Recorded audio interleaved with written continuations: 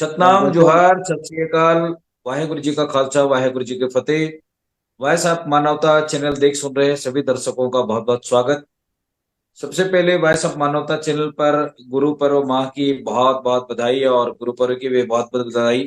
वैसे आप मानवता चैनल की ओर से गुरु पर्व की माह का जो हमारा जो समय है वो अंतिम समय की ओर आ रहा है। 31 दिसंबर तक मनाया जाता है और नए साल भी आ जाएंगे। तो आज के इस गुरु पर्व के अवसर पर जो बाबा गुरु घासीदास जी ने रामत रावटी निकाला था अपने जीवन काल में, उस पर हम लोग आज तक किसी चैनल ने इस पर किसी ने कोई वीडियो नहीं बनाई है। तो बहरहाल आज के हम लोगों ने इस विषय पर गुरु पर्व के अवसर पर आज इस पर विशेष चर्चा रखने के लिए आमंत्रित किए हैं। हमारे साथ खास मेहमान जुड़ चुके हैं। डॉक्टर अनिल भतपरी साहब, बहुत बहुत स्वागत सतनाम। जैसा हमारे नाम बीच में सेवक राग बांधे साहब जुड़ चुके हैं, उनका भी बहुत बहुत स्वागत सतनाम। बहुत पहली बार हमारे चैनल में लाइव प्रोग्राम में जुड़ रहे हैं, तो इसलिए उनका खास वैसा मानवता चैनल में बहुत बहुत स्वागत है। सेवक राम जी, आप अपना वीडियो ऑन कर लें, म्यूट कर लें और स्क्रीन पे आ जाएं, थोड़ा अच्छा लगेगा। और अब सबसे पहली बात तो क्या है कि आपको बहुत बहुत स्वागत।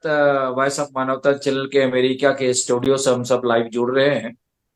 और इस परिचर्चा पर हमारे बीच में मैं सबसे पहले डॉक्टर अनिल भतपैरी साहब को लेना चाहूंगा, क्योंकि उन्होंने रामत रावटी पर जहां जहां गुरु जी के पद चिन्ह पड़े हैं उस जगह को उन्होंने अपने साथियों के साथ में यात्रा की है। और ये ऐतिहासिक जानकारी समाज के लोगों को जानना जरूरी है। तमाम देश में फैले हमारे सतनामी समाज के लोगों को जानना जरूरी है। तो मैं आज के इस विषय पर ही चर्चा शुरू करने से पहले आमंत्रित करना चाहता हूं और पहले भारत देश के कोने कोने में हमारे सतनामी समाज के भाई बंधुओं को गुरु पर्व की बधाई देता हूं वैसा मानवता चैनल की ओर से। तो सबसे पहले मैं अनिल भतपरी साहब को आमंत्रित करता हूं आज के विशेष चर्चा पर अपनी बात रखें। सतनाम भतपरी साहब। जैसा नाम आदरणीय। और आज का जो विषय है वो अत्यंत महत्वपूर्ण है, क्योंकि कुछ दिन पहले गुरु पर्व माह में मैं वो पोस्ट डाला था और सौभाग्य से आप उसको देखे और जी देख करके चर्चा किए कि रावटी के ऊपर क्यों ना बात की जाए। मैंने हामी भरा और इस तरह से आज वो वॉइस ऑफ मानवता चैनल में इनका प्रसारण हो पा रहा है। असल में मैं बता दूं कि रावटी यात्रा की परिणति कैसी हुई, उसकी परिकल्पना कैसी हुई। तो जी दरअसल मैं गुरु घासीदास जी के ऊपर पीएचडी करते समय, थीसिस लिखते समय मैं उनके रावटी के चैप्टर में जब आया और मैंने अ, भाऊ साहब घितलहरे, वो इंजीनियर है भाऊलाल घितलहरे जी, उनकी एक किताब मैंने पढ़ा। आ, ये बात है सन 2008-9 की आसपास की। हालांकि रावटी के बारे में मुझे मालूम था कि बाबा जी की रावटियां हैं। और जब पीएचडी की शुरुआत की 1993 में, तो 1993 के समय भी मैंने आ, वो कुर्रे साहब है हमारे यहाँ, नैन दास कुर्रे, नैन दास कुर्रे जो अर्जुनी में था रायपुर में, और तिलासी बाड़ी मुक्ति आंदोलन का नायक तरह से, जी वो और आस्करन दास साहब ने मिल करके तिलासी बाड़ा मुक्ति आंदोलन चलाया। तो उनकी एक छोटी सी कहीं ना कहीं आ, किताब या जिक्र आया था कि गुरु घासीदास जी की 9 रावटी है, 42 अमृतवाणी है और 27 मुक्तक है।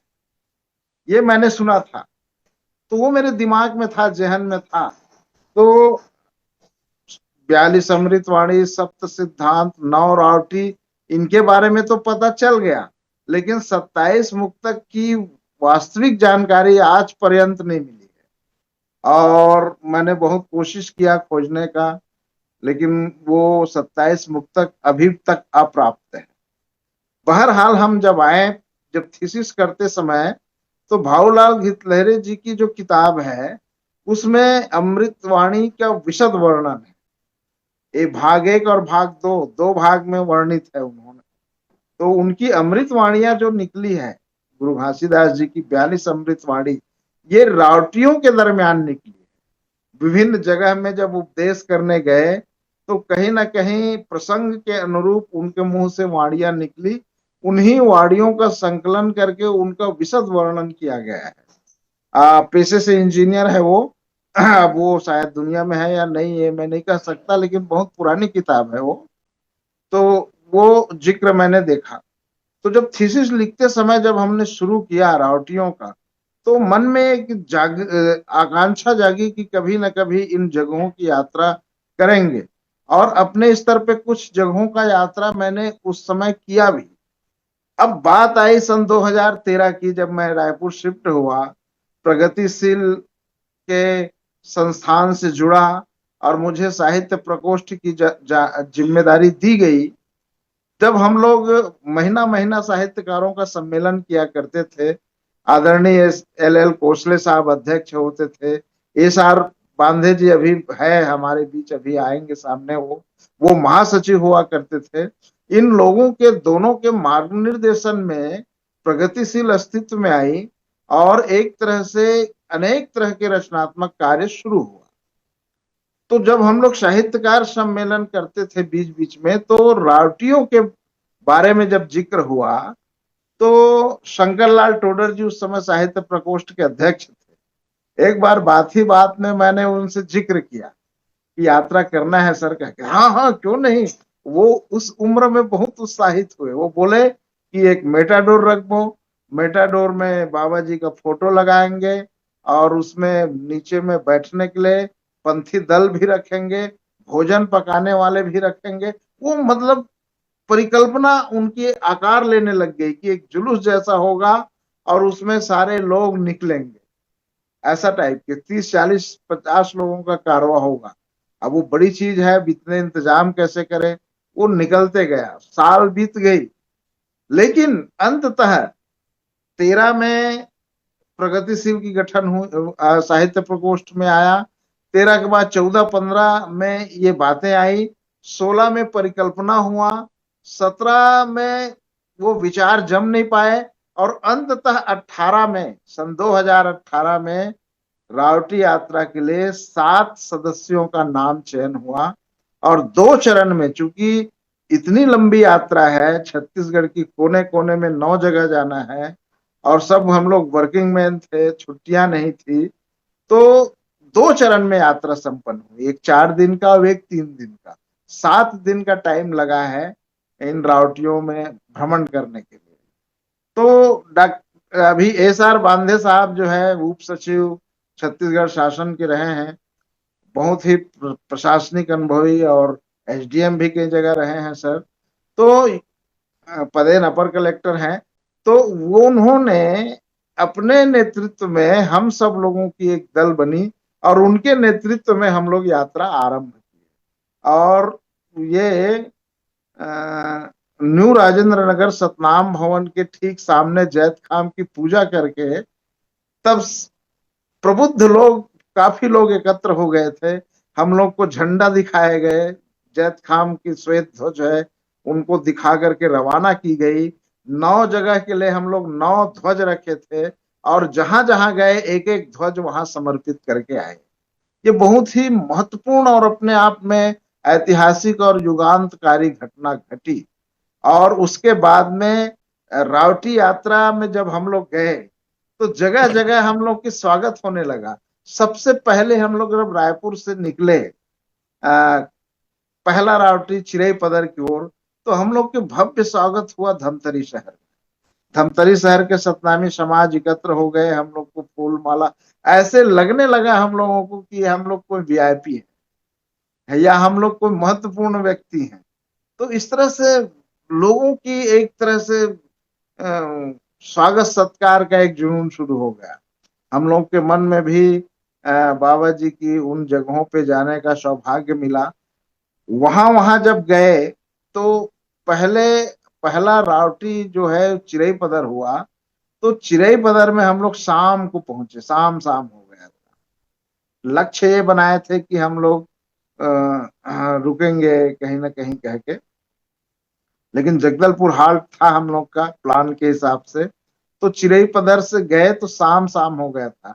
अब सोचिए, चिरई पदर पहला रावटी स्थल है, हम लोग के आने की खबर हुई, सारे लोग एकत्र हो गए थे मांदर झांझ ले करके, और वहां इतनी आओ भगत आत्मीयता पूर्ण स्वागत हुआ। सुनैना माता जो अगमदास गुरु गोसाई की धर्म पत्नी रही है, वो उनकी वो माता जी यहीं से गई थी, चिरई पदर से गई थी। उनके उनके रिश्तेदार वहां थे, और वे लोग भी हम लोग के साथ स्वागत सत्कार किए, और बड़े अनुभव से बताते गए कि चिरई पदर से अगमदास साहब की लगाव था, यहाँ से माता जी गई हुई थी। और इस तरह से हम लोग साथ साथ बैठे, बातचीत किए, स्वागत सत्कार हुआ, भजन कीर्तन हुए, पंथी नृत्य हुआ, गान बजाना हुआ, और हम लोग भी थके हुए थे लेकिन पंथी धुन में थिरकने लग गए, नाचने लग गए। खासकर जी। से मैं और दिव्य जी, और ये हमारे साथ युवा लड़का विजय डहरिया, शायद वो भी आज जुड़ेंगे। बात तो किया हूँ लेकिन अभी सेकंड जब टर्म बात किया तो फोन नहीं उठा पाया, लिंक भेज दिया हूं मैं। तो वो तो नर्तन करने लग गए हम लोग। तो कहने का अर्थ ये है कि आत्मीय भाव और लगाव जगहों में तो मिला ही, साथ साथ में उन स्थल को देख करके हम लोग जो रोमांचित हुए, हम लोगों के अंदर एक ऐसी भाव सद्भाव पैदा हुई जिसको वर्णातीत है, उसको हम शब्दों में व्यक्त नहीं कर सकते। हर व्यक्ति उसमें, जो 7 लोग थे उसमें मैं बता दूं, senior citizen sir S R बांदे साहब थे। दूसरा, कांकेर कॉलेज के प्रोफेसर डॉक्टर स्वामीराम बंजारे जी थे, जो अभी एक ही साल बचा है उनका, एक आध महीना, वो भी सेवानिवृत्त होने वाले हैं। भुवन दास कोशरिया, जो अभी सतनाम वृत्तांत नामक 1000 पृष्ठ का ग्रंथ सृजन किया है छत्तीसगढ़ी में, बहुत ही अच्छे गद्यकार हैं वो। वेदानंद दिव्य जी, जो साधना सिद्धि वाले हैं और योग के ऊपर उनकी किताबें हैं। आज वो जुड़ते लेकिन कहीं आवश्यक काम से बाहर चले गए हैं। मैं डॉक्टर अनिल भतपहरी, विजय डहरिया, ये ऐसे हम, और एक है प्रोफेसर भूगोल का कुर्रे जी, ये जुड़े हुए थे। और इतने लोग हमारे साथ, वाहन चालक विजय डहरिया, वो भी उनका नाम भी विजय डहरिया है, तो ये वाहन चालक थे। कुल मिलाकर के 7 सदस्य हम लोग थे, और वाहन चालक 8। ये 8 लोगों की कारवां इनोवा गाड़ी में शुरू हुई, और सबके सब हम अभिभूत थे। थकावट नाम का तो कोई चीज ही नहीं, लोग से मिलते गए, एनर्जी आती गई। और बाबा जी की कृपा देखिए, और साथ में बांधे सर की प्रशासनिक पकड़ देखिए, कि उनके कलीग्स, उनके जूनियर अधिकारी लोग फोन कर देते थे, और हम लोगों के स्वागत के लिए एक बहुत ही अच्छा एक वातावरण निर्मित हो जाता था। और हम धार्मिक यात्री, हम शोधार्थी, शोध दल नाम दिए थे उसको, रावटी शोध यात्रा दल। तो ये हम लोग जब जाते थे तो हम लोग का स्वागत सत्कार होता था। आसपास की जगहों का, आसपास के सीनियर लोगों से भी हमारी बातचीत होती थी, और उन लोगों के द्वारा, उस एविडेंस के द्वारा हम वो तथ्य जानने की कोशिश करते थे। सबसे पहले तो चिरई पदर का जो जैत खाम देखे, उसको देख के अभिभूत हो गए। वेदानंद जी दिव्य जी तो यौगिक आदमी है, योग में प्रवीण आदमी है, वो तो चबूतरे में ही ध्यान लगा लिए, और मेरे साथ साथ मुझे भी बिठा लिया। हम लोग भी बैठ के एक असीम आनंद की अनुभूति हुई, जी। आध्यात्मिक सुख का अनुभव हमको हुआ। और प्राचीन डॉक्टर साहब, जैत, मैं जी जी एक जी, मिनट रुकना चाहूंगा डॉक्टर साहब। हाँ, प्राचीन जैत खाम है जो बहुत ही जीर्ण शीर्ण अवस्था में लेकिन यथावत स्थिति में मौजूद है वहां पे। जी। और अब मैं इतना ही बात करूंगा, और मैं अब बांधे सर से सुनना चाहूंगा शुरुआत रावटी यात्रा की, और उनका जी। पहला अनुभव। पहले रावटी जी। तक मैं जाकर के डॉक्टर साहब, मैं सर एक के, चीज और रोकना चाहूंगा आपको, क्योंकि आप लोग जब जी इतनी बड़ी ऐतिहासिक यात्रा निकाले थे, तो जी उसका जी। कोई वीडियो फुटेज वगैरह या आप लोगों के जो उस यात्रा का जो कोई मेमोरेबल फोटोग्राफ्स अगर हो तो हम लोग इसको अपने चैनल में डाल करके एक न्यूज भी बना सकते हैं। फिलहाल आज की हमारी चर्चा, लेकिन उस समय आप नहीं नहीं लोगों ने नहीं, कोई कैमरा के उसकी माध्यम से वीडियो तो सन 2018 में कोई वीडियोग्राफी कैमरा नहीं रखे थे, लेकिन अच्छा। मोबाइल में छुटपुट क्लिप था, वो तो अब डिलीट भी हो गया। लेकिन हाँ, हाँ उसकी फोटोग्राफ्स जरूर मिल जाएंगे। धनपरी जी और के हम पास लोग बीच फोटो बीच होंगे, में, भेज सकते हैं। हाँ, बीच जी बीच जी में धनपरी फोटो जी, आपके डालते हैं। पास जी फोटो जी। होगा, भेज सकते हैं। हाँ, जी जी फोटो बिल्कुल भेज देंगे, मेरे पास भी कई जी। बहुत फोटोग्राफ्स शुक्रिया हैं। भट्टारे साहब, हमारे साथ बने रहें आप। मैं सेवक राग बांधे साहब को जी सम्मान जी करते जी हुए सतनाम जी कहता जी हूं और आमंत्रित करता हूं कि इस ऐतिहासिक चर्चा पर जो बातें हो रही है उस पर विस्तार से हमारे दर्शकों को, हमारे देश और दुनिया में फैले समाज के लोगों को इसकी जानकारी, ऐतिहासिक चर्चा की जानकारी उनको हो सके। तो मैं स्वागत करता हूं सेवक राग बांधे साहब, सादर आमंत्रित। सतनाम। जी जी जी। सतनाम सभी जय संतों को। सतनाम सर। जय हमको बहुत सतनाम। अच्छी खुशी की बात है कि पहली बार किसी जी चैनल ने इस मुद्दे को उठाया है। मैं जी आपके बहुत कृतज्ञता व्यक्त करता हूँ। जी वास्तव में बाबा जी जो राउटी किए हैं उसका उद्देश्य क्या था, मैं इसकी ओर थोड़ा आपका ध्यान आकर्षित करना चाहूंगा। जी होता क्या है कि जो समाज उठा नहीं रहता, सोया रहता है, उसको उठाने के लिए किसी न किसी संत महात्मा का समय समय पर पदार्पण होता है। और जी जिस काल में बाबा जी का अवतरण हुआ, वो काल उसी प्रकार का था। बहुत सारे हमारे दलित शोषित समाज के जो लोग थे, जिसको यहाँ पर छत्तीसगढ़ में बहुत ही निम्न दृष्टि से देखा जाता था, उनके कोई इतिहास हमारे पास नहीं है, न लिखित में है, न कोई लिखी में। जो भी है हमारे पास मौखिक धरोहर के रूप में है। तो बाबा जी ने जो यात्रा की थी उसमें मूल रूप से तीन चार बातें हमको समझ में आई। वो ये था कि उन दिनों जीव हिंसा बहुत ज्यादा मात्रा में होता था, बलि प्रथा जोरों पर चल रही थी। तो बाबा जी ने उपदेश दिया है कि जीवों पर दया करो, जीव हत्या बंद करो। ये इस नारे को सफलीभूत करने के लिए बाबा जी को राउटी करना पड़ा। जी आपको मैं थोड़ा सा ये इतिहास के बारे में बताना चाह रहा था कि इन 9 जगह इतिहास जो हमारा था, वहां मूल रूप से कहीं न कहीं राजाओं का संरक्षण था। शासन। तो शासन। उस समय तो हमारी समाज की स्थिति निर्मित नहीं हुई थी। बाबा जी ने इनको शुरुआत किया। तो इसलिए सबसे पहले उन लोगों ने राजा, जितने जितने राज थे, उन राजाओं के क्षेत्रों को चुना। और उन राजा के क्षेत्रों में ही वहां पर के जो विसंगतियां थी, जो कुप्रथाएं थी, कुपरंपरा थी, दलित दमनात्मक अत्याचार निर्णय होता था, उनको उन्होंने उठाने के लिए, उसकी सोई हुई आत्मा को जगाने के लिए ये यात्रा की गई। जी तो सबसे पहला दलहा पहाड़ का जिक्र आता है। हम लोग अभी डॉक्टर साहब बता रहे थे, चिरई पदर हम लोग पहले गए थे, पर बाबा जी जब यात्रा किए थे तो दलहा पहाड़ का जिक्र आता है, जो है हमारा जांजगीर जिला में जी अकलतरा से बालोद रोड पर स्थित है। वहां पर रतिराम नाम का एक संत था, जिसको जिसकी श्रद्धा थी बाबा जी पर, उनको बुलाया गया था। तो बाबा जी वहां गए और उससे इतने अभिभूत हुए कि वे उनके चेला बन गए। तो पहली बार गुरु घासीदास ने अपने उपदेश से लोगों को प्रभावित किया और रतिदास उसके चेला बन गए। और वहीं से हमारा चौका भजन पूजन की परंपरा शुरू हुई। उसके बाद दूसरा आता है रतनपुर। उस समय आपको पता है यहाँ पर कलचुरी समाज, कलचुरी राज्य था राजाओं का। तो रतनपुर उस समय राजधानी हुआ करता था। वहां पर भी बहुत सारे, जहाँ एक चीज और बताना चाहता हूँ, जहां पर हमारे एक तो शाक्य परंपरा, जो कहना चाहिए देवी जहां देवी मन मानते हैं, जिसको देवी शाक्त के उपासना। रूप में अपन मानते हैं, तो उन देवियों के यहाँ बलि चढ़ाई जाती थी। तो वहां पर दुल्हरा एक तालाब है रतनपुर में। वहां के पानी, तालाब का पानी जो था, इतना गंदा था, इतना कड़वा था कि पीने लायक नहीं होता था। पीने लायक तालाब का पानी नहीं होने के कारण लोगों को बहुत सारी यातनाएं सुननी पड़ती थी।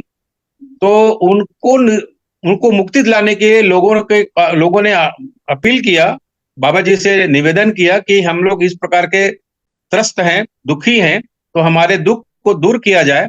इसलिए वहां पर जब गए तो बाबा जी ने रतनपुर में जो तालाब था, दुल्हा तालाब, उन्हें कहा कि यदि मैं इसको पानी को शुद्धता कर दूं तो क्या तुम लोग इसको उपयोग करोगे? तो बिल्कुल करेंगे। तो उन्होंने वहां पर तालाब में पीने लायक बनाया, सत्य का महिमा को बताया, और उसके बाद वहां से जैत खाम गड़ाया। जैत खाम की गड़ाने की प्रथा भी वहां से चालू हो गई। तीसरा है, रतनपुर के बाद आता है कवर्धा। कवर्धा में भोरम देव नाम का एक बहुत प्राचीन मंदिर है, आज भी स्थित है। तो उस मंदिर में पहाड़ के ऊपर हम लोग गए थे। तो वहां पर उस क्षेत्र में बहुत सारे लंगड़े लूले अपाहिज रहते थे और बहुत सारे पीड़ित थे। तो बाबा जी पहले से ही कृपालु, दयालु, सेवा भक्त थे। गरीबों के, दुखियों के दुख दर्द से बहुत ज्यादा प्रभावित हो जाते, द्रवित हो जाते थे। इसलिए उन दिव्यांगों ने जब उनसे निवेदन किया तो उनको अपने जड़ी बूटी, पहले से उनके ज्ञान था, उनको तो बचपन से मिला हुआ है, उनसे उन्होंने और सतनाम की महिमा जगाते हुए उन दोनों को उपयोग करते हुए उनके दर्द को कम किया, सेवा किया। दिव्यांगों को उन्होंने बहुत अच्छा सेवा दी और बताया कैसे। हम लोग क्या करते हैं, जब हम कोई चीज करना चाहते हैं तो मन से हार जाते हैं। तो बाबा जी ने उसको उठाया, मन से उनको ऊंचा उठाया। कैसे किया? तो उन लोग जो सोचते थे कि भाई हम लोग जो काम नहीं कर सकते, तो जो तालाब है वहां पर, उस तालाब का नाम है क्या तालाब बोलते हैं, आपको याद है क्या? हाँ, वो भंवर भंवर इसमें है। नहीं, भवता भोरम देव कवर्धा में। के तालाब है ना, जहाँ पर हाँ, बड़ा तालाब है, उसको नाम भूल गया हूं मैं। भोरम तो देव, उस भोरम देव तालाब उस तालाब। तालाब को पार करने के लिए बोला भोरम बाबा देव जी ने। तालाब। उस हैं? भोरम देव तालाब। हाँ, भोरम देव। भोरमदेव तालाब को पार करने के लिए कहा। तो पहले लोगों ने हिम्मत नहीं करी। जब बाबा जी ने उसको प्रेरणा दी और एक करके दिखाया, तब फिर लोग बाग आए, और जितने लंगड़े लुड़े अपाहिज जो व्यायाम नहीं करते थे, कसरत नहीं होने के कारण उनके शरीर सुस्त हो गया था, उसको उन्होंने जागृत कर दिया। तो इस प्रकार की घटना करने से लोग बाग जब प्रयास। लाभान्वित होते हैं तो निश्चित रूप से जुड़ते जाते हैं। तो बाबा जी ने ये काम करके दिखाया, कवर्धा में लंगड़ी लूलों की सेवा की, उनको अपने पैरों में चलना सिखाया, व्यायाम करवाया, कसरत सिखाया, अपने तन और मन को कैसे शुद्ध रखा जा सकता है, कैसे हम मजबूत रख सकते हैं, ये उन्होंने प्रेरणा दी। इससे प्रेरित होकर के कवर्धा में बहुत सारे लोग उनके अनुयायी बन गए। इसके बाद आता है हमारा एक गांव पड़ता है गंडई। कवर्धा से राजनांदगांव जाने के रास्ते में पड़ता है गंडई। गंडई से करीब 11 किलोमीटर दूर एक भंवरदा नाम का पहाड़ है, जंगल है। वहां के लोगों के आसपास के क्षेत्रों में पता चला कि बाबा जी का यहाँ पर रावटी लगने वाला है। तो उस समय वहां पर कुष्ठ रोगी लोग इकट्ठे हो गए थे, और उन दिनों में कुष्ठ रोग को बहुत ही छूत की बीमारी माना जाता था।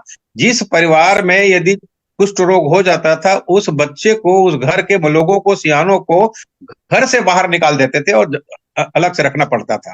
इस तरह से बहुत सारा मानवीय यातनाएं सहनी पड़ती थी उन लोगों को, बहुत ही ज्यादा तकलीफ में रहते थे। तो उनकी पीड़ा को देख करके बाबा जी ने उन कुष्ठ रोगियों की सेवा की और उनको मुख्य धारा में जोड़ने के लिए उनको इलाज कराया, सेवा कराया।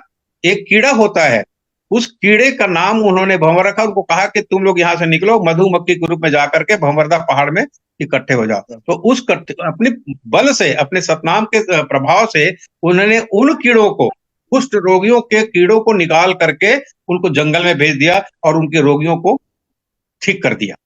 तो इससे एक तो हुआ हम मानव लोग की को सेवा। सर, वो गंडई में वहां के बुजुर्ग लोग बताए, वो बड़ा सा पीपल का पेड़ जिसके सामने अभी हाँ, सामुदायिक पीपल भवन के और पेड़, जैत खाम रात्रि है। जी थे वहां, वो पीपल के पेड़ के नीचे रावटी लगी थी, ऐसा बता रहे हैं। रावटी लगी थी। बिल्कुल जी सही जी बोल रहे हैं। तो वो भी हम लोग देखे हैं। तो रावटी का मतलब यही होता था कि मैं आपको वही बताना चाहता हूँ, किन किन स्थानों में गए और कैसे गए हो। हम लोग तो गए, वो तो अलग बात, वो तो डॉक्टर साहब ने बता ही दिया। पर बाबा जी जो गए थे उसका उद्देश्य क्या था, ये मैं आपको बताना चाह रहा था। तो ये हो गया भंवरदा की बात। उसके बाद आता है डोंगरगढ़। डोंगरगढ़ आज हमारे विश्व की मान्यता है, बमलेश्वरी माता का मंदिर वहां विराजमान है और राष्ट्रीय स्तर, अंतरराष्ट्रीय स्तर के ख्याति प्राप्त स्थल बन गया है। उन स्थानों में भी उस समय बलि प्रथा प्रचलन में था, जीव हत्या होती थी, और बाबा जी इससे बहुत ज्यादा दुखी थे, द्रवित हो जाते थे। इसको बंद कराने के लिए ये अभियान चलाया था। तो डोंगरगढ़ में जो बलि प्रथा चल रही थी उसको उन्होंने ठीक करवाया, बंद करवाया। और एक वहां भी एक बीमारी थी, आंखों की बीमारी। आंखों की बीमारी को भी जो इलाज कराया नहीं हो पा रहा था, उसको भी गुरुदेव ने ठीक करवाया। फिर आता है हमारा राजनांदगांव, एक लगा हुआ है। वहां पर ऊंच नीच की, छोटे बड़े की भावना बहुत बलवती थी। अब सबको पता है कि उच्च समाज के जो लोग होते थे वो लोग ही हाथी और घोड़े की सवारी कर सकते थे, निम्न तबके के लोग होते थे वो लोग नहीं करते थे। तो बाबा जी हाथी की सवारी करते थे। वहां जब हाथी की सवारी में निकले तो उनके अपमान किया गया, उनको रोका गया। जब अपनी महिमा बताया कि भले मैं, आप भी मनखे हूं, मैं भी मनखे हूं, जब हम दोनों में एक ही आत्मा विराजमान है तो भेदभाव क्यों? उसको पहले समझ में नहीं आया, अपमान किया गया। जब उनको प्रेरणा मिली तब जाकर के उसको समझ में आया, और राजा ने फिर उनका सम्मान, उनका सम्मान किया। आज भी राजनांदगांव के गेट पर जैत खाम बना हुआ है, जी जी। विद्यमान है, अभी ये देखा जा हाँ, सकता है। ये हमारी धरोहर है, उसके सामने हम लोग खड़े होके सभी फोटो खिंचवाए हैं सर। फोटो खिंचवाए हैं। जी जी तो ये हुआ। उसके बाद आता है हमारा, अब जंगल राज हमारा चलता है, जिसको हम लोग, ये तो मैदानी क्षेत्र की बात हो गई। दूसरा क्षेत्र आता है हमारा बस्तर का पठार। बस्तर का पठार में उन दिनों कांकेर राज और बस्तर राज, दो राज्य चल रहे थे। दोनों राज्य में पहला राज आता है कांकेर। तो कांकेर राज में भी वहां पर, वहां का राजा थोड़ा सा पावरफुल था। उसने सोचा ये सब ढोंगिल होंगे, आ गया कहीं पर कुछ करने के लिए, थोड़ा सा अपमानजनक शब्दों का प्रयोग किया और परीक्षा ले। यदि आप वास्तव में सतनाम के पुजारी हो तो आपको परीक्षा देनी पड़ेगी। तो क्या परीक्षा देनी पड़ेगी? तो राजा ने ये किया, एक बुढ़िया को कपड़े बांधकर पेट में बता दिया कि ये गर्भवती है, बताओ तो संत जी इसके लड़का हो गया या लड़की? तो बाबा जी तो सत्य के अनुयायी थे, सतनाम के पुजारी थे। उसको प्रेरणा मिली, पता नहीं उनके मुख से निकल गया कि लड़का होगा, अब 2 दिन के बाद आपके घर में खुशहाली छा जाएगी। पता चला 2 दिन के बाद में सचमुच उसके घर में लड़का हो गया। तब उसको आत्मग्लानि हुई और लगा कि मैंने एक सच्चे संत का अपमान कर दिया है। उसके दंडवत प्रणाम किए और जो भी उनसे गलती हुई उनसे क्षमा मांगा। और बाबा जी ने फिर उनको उपदेश दिया कि भाई मैं केवल एक ही चाहता हूं कि आप लोग सत्य के मार्ग पर चलो, जीव हत्या मत करो, सत्य और अहिंसा हमारा मार्ग है, उसी मार्ग का अनुसरण करो।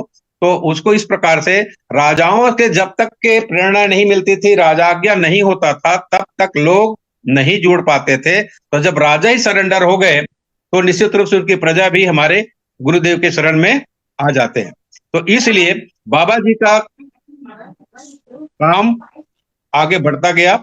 इसके बाद जब भाई साहब ने बताया, हमारा डॉक्टर साहब ने, चिरई पदर की बात, तो वहां पर भी वही बात हुई थी। चिरई पदर में दंतेश्वरी माता का मंदिर आगे दंतेवाड़ा में है, उसी की प्रतिकृति एक जगदलपुर में भी है, वहां भी बलि प्रथा का प्रचलन था।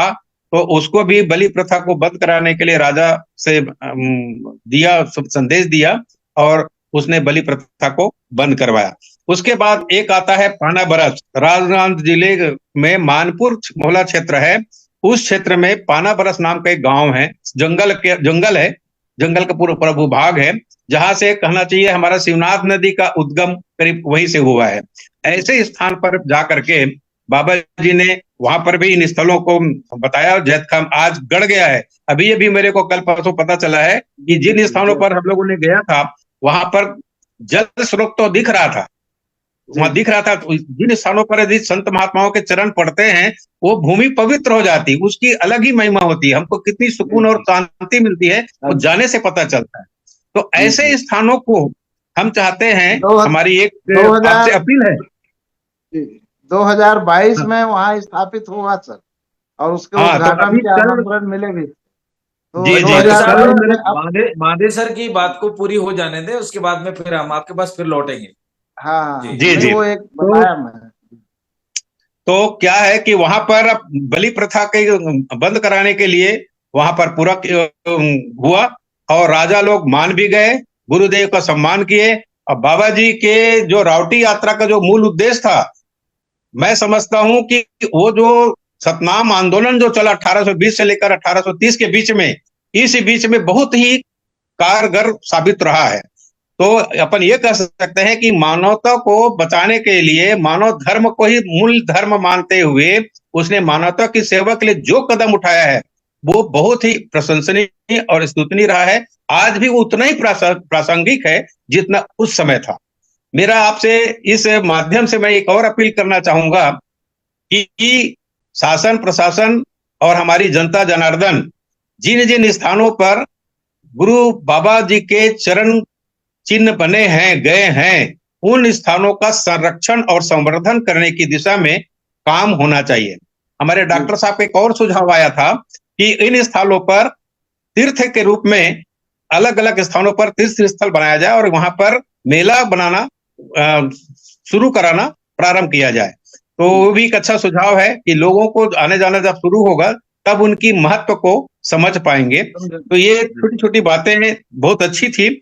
हम लोगों जब रावटी में गए तब ये सब चीजें जो आपको क्या बता रहा था कि हमारा जो धर्म का जो वो विशेषता है वो लोगों के मुखों पे है, उनके दिमाग में है, लिखित में हमारे पास बहुत कम है, उनका साहित्य नहीं बन पाया है। तो इसलिए हम उन क्षेत्रों के जो हमारे बुजुर्ग लोग हैं, जो उस समय के भुक्तभोगी हैं, जानकार लोग हैं, उनसे हम लोग मिले हैं। डॉक्टर साहब ने कुछ रेडियो अपना रिकॉर्डिंग भी किया है, कुछ फोटोग्राफी भी किया हुआ है। उसके बाद बहुत अच्छा संरक्षण है, संग्रहण है। मेरा एक से और निवेदन चाह रहा था कि ऐसे स्थानों पर जहां पर हमारे बाबा जी का कुछ चीज इस रूप में दिख रहा है, स्मृति के रूप में है, विद्यमान है, उनका हमको संरक्षण करना और एक म्यूजियम के रूप में उसको संग्रहित करके रखना भी मैं समझता हूं हमारे आने वाली पीढ़ी के लिए एक प्रेरणादायक होगा।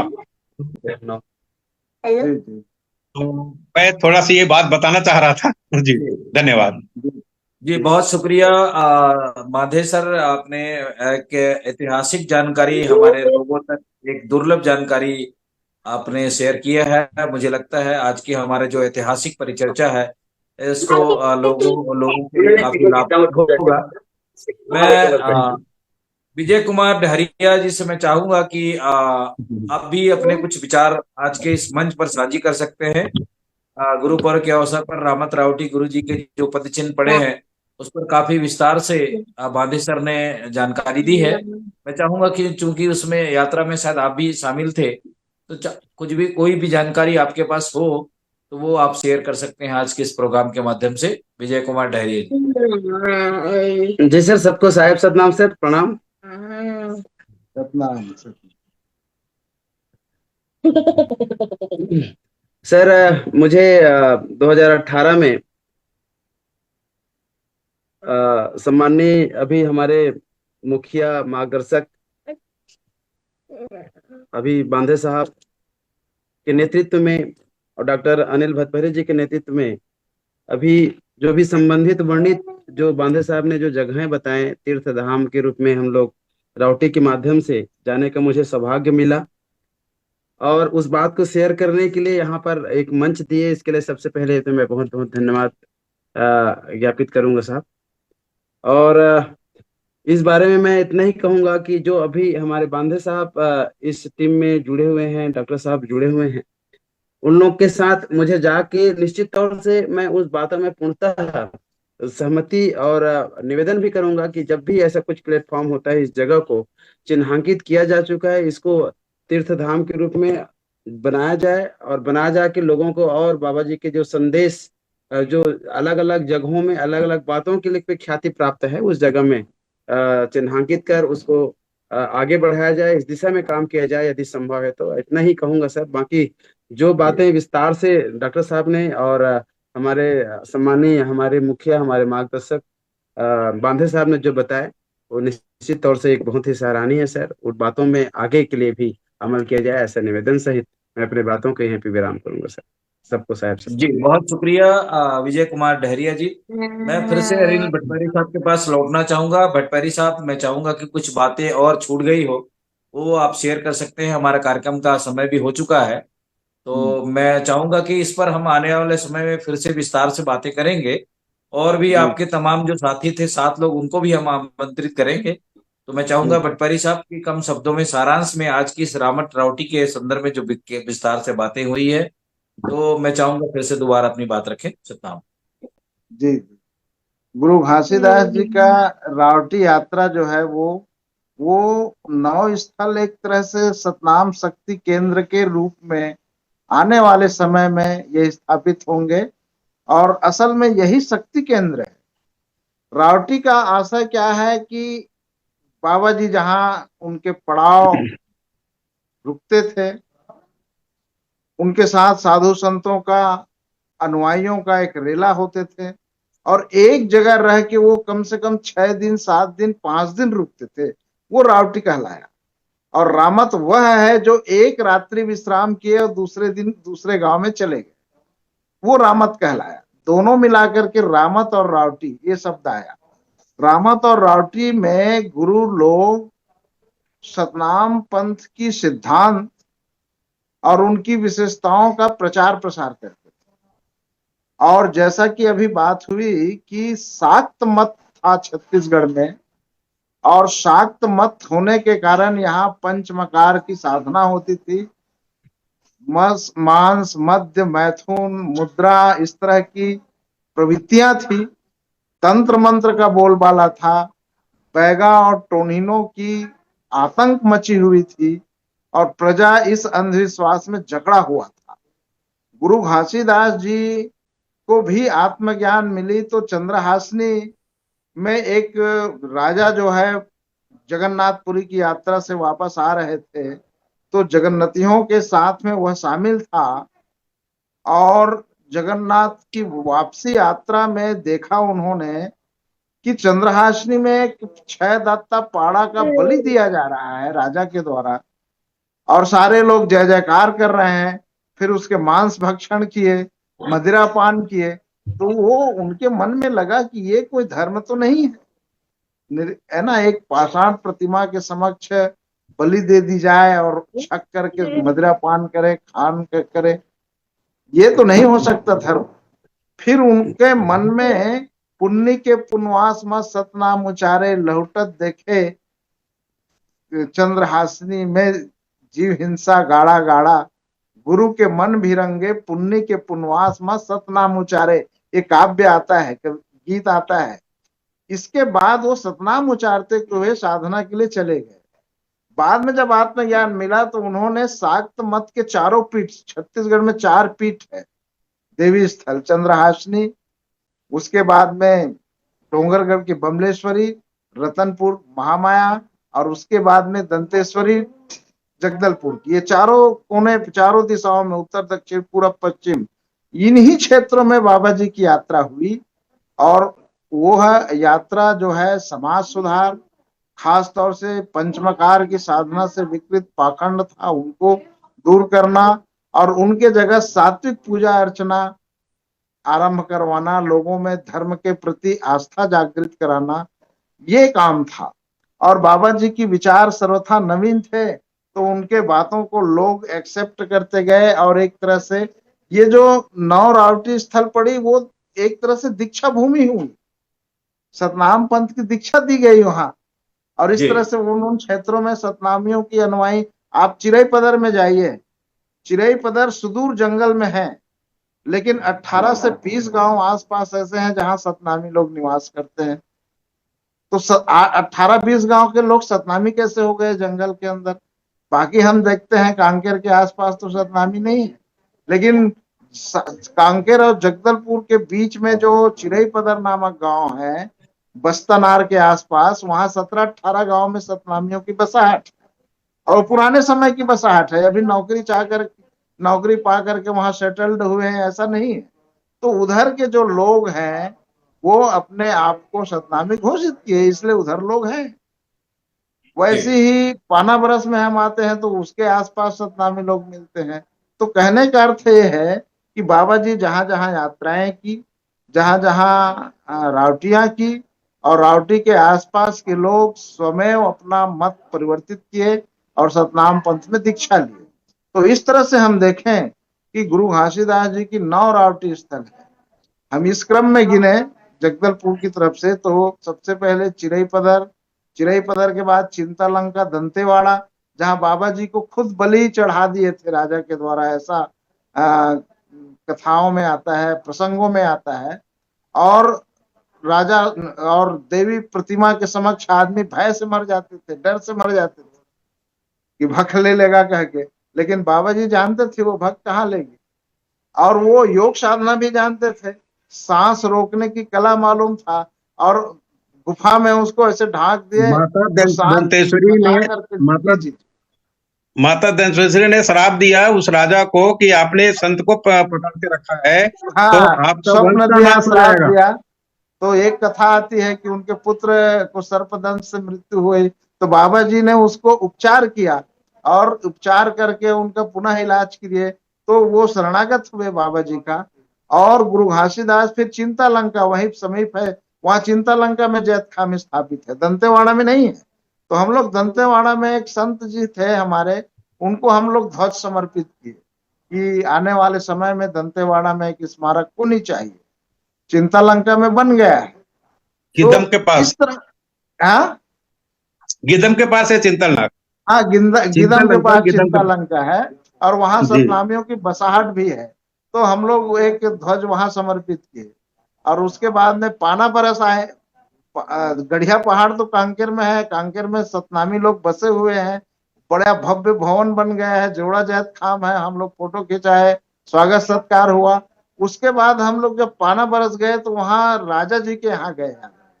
राजा जी के वंशज जो छोटे भाई थे उनके टीचर रहा है वो, और वो बड़ा उनका घर हम लोग देखे, इतनी खटिया है उनके घर में। वो खटिया के बारे में वर्णन कर रहे थे कि उनके घर में 25-30 खटिया ही है, और बड़ा सा आंगन है, काफी बड़ा एरिया उनका घर है। तो हम लोग उसके पर्ची में बैठे, स्वागत सत्कार किया गया, बातचीत हुई। तो उन्होंने सहमति जताई कि संत जी यहाँ आए थे तो जरूर उनका स्मारक होनी चाहिए। फिर उस क्षेत्र में मानपुर मोहल्ला में बीडीओ साहब थे जोशी जी, जो हम लोग के साथ चल रहे थे, उनकी पहल से भूमि मिली हम लोगों को, और 2022 में स्थापित हुआ। देवचंद बंजारे जी जो सतनाम जय सतनाम पत्रिका के संपादक थे, वो उनके पहल से जो हेडमास्टर थे उधर, और उन्होंने बहुत अच्छा काम किया है। नक्सल से उत्पीड़ित बच्चों की शिक्षा के लिए उन्होंने एक बढ़िया किताब भी लिखी, उसको सम्मान भी मिला। बाद में मैं जब सचिव राजभाषा आयोग था तो डोंगरगढ़ के एक सम्मेलन में उनका सम्मान भी किया था मैं राज्य सरकार की तरफ से। तो वो देवचंद बंजारे जी ने आमंत्रित किया कि सर बन चुकी है, आप लोग आइए, लेकिन हम लोग किसी कारण से वहां जा नहीं पाए। इस बार जी एक फोटो वायरल हुआ सोशल मीडिया में कि रावटी स्थल में बहुत सारे संत लोग दर्शनार्थ गए हैं, महिला पुरुष सब है उसमें। तो वो फोटो वायरल हुआ, तो फिर से रावटी की स्मरण आई, और इस तरह से बात फिर सिलसिला शुरू हुआ, और जी फोटोग्राफ्स डाला मैं। तो ये कुर्रे भाई उसको देखा, और ये कहा कि सर हमारे चैनल में इसके ऊपर एक चर्चा करना चाह रहे हैं। तो मैंने कहा कोई बात, क्यों नहीं, किसी न किसी तरीके से कोई भी चैनल में हो, किसी भी किताब में हो, रावटियों के बारे में विशद वर्णन होनी चाहिए। और मैंने धारणा जी बनाया है कि जितने हमारे लोग हैं उन सबसे मैं संपर्क करके उनका अनुभव लूंगा। आपके द्वारा भी प्रकाशित सतनाम संदेश में रिपोर्ट है, उनको लूंगा। कुछ अनुभव मेरा है, कुछ फोटोग्राफ खींचा हूं, उन सबको मिलाकर के भविष्य में एक सतनाम रावटी दर्शन यात्रा नामक एक किताब लिखने की परिकल्पना मन में आ गई है, और बहुत जी जी जल्दी उसके ऊपर एक किताब आएगी, ऐसा मैं चाह रहा हूँ। बाबा जी की कृपा होगी तो 2025 में किताब आ सकती है। जी। तो तो बहुत आज शुक्रिया आप, भट्टाचार्य साहब, हमारा कार्यक्रम का समय यहीं समाप्त हो रहा है, तो जी मैं जी आप जी सब जी लोगों जी से आज की खास परिचर्चा पर सेवकराव बांदे साहब हमारे साथ पहली बार जुड़े हैं, बहुत स्वागत उनका। और आने वाले समय बहुत में हम लोग फिर से जोड़ते आप। जाइए, बहुत विद्वान और अनुभवी व्यक्ति है, सर का प्रतिभा का इस्तेमाल अपने चैनल में जरूर कीजिएगा। जी जी जी। जी जी तो मैं बांदे साहब का विशेष धन्यवाद करता हूं कि आज की जो ऐतिहासिक हमारी गूगल मीट का जो परिचर्चा है वो एक इतिहास बनेगा, और आने वाले समय में इसकी चर्चा जो अ, हमारे पीएचडी करने वाले लोग हैं, थीसिस करने वाले लोग हैं, उनको लाभ मिलेगा इस पर। जी तो मैं अनिल भतपरी साहब का, बांदे सर का और विजय कुमार डहरिया जी का धन्यवाद करता हूं। और आज के इस कार्यक्रम के प्रायोजक जो अमेरिका से हमें समय निर्धारित किया, मेघराज सिंह जी का, कृपाल सिंह जी का, जसवीर भाटिया साहब का, उन तमाम हमारे बिल्कुल। सिख भाइयों का जो इस चैनल को संपादित करते हैं, उनका मैं बहुत बहुत धन्यवाद करता हूं। और आप सब लोगों का दोबारा हृदय से धन्यवाद करता हूं। इस पार्टिसिपेट में आप लोगों ने भाग लिया और बहुत विस्तार से बातें कही है। तो दर्शकों से मैं गुजारिश करूंगा कि आज की हमारी ऐतिहासिक परिचर्चा जो हुई है, उसको आप देखें, सुने और अपने अपने ग्रुपों में शेयर करें, लाइक करें, कमेंट करें। और वॉइस ऑफ मानवता चैनल के हमारे इस यूट्यूब चैनल पे, फेसबुक लाइव पर आप जुड़े रहें, देखें। बहुत बहुत धन्यवाद। सतनाम जोहार। वाहेगुरु जी का सतनाम। खालसा, वाहेगुरु।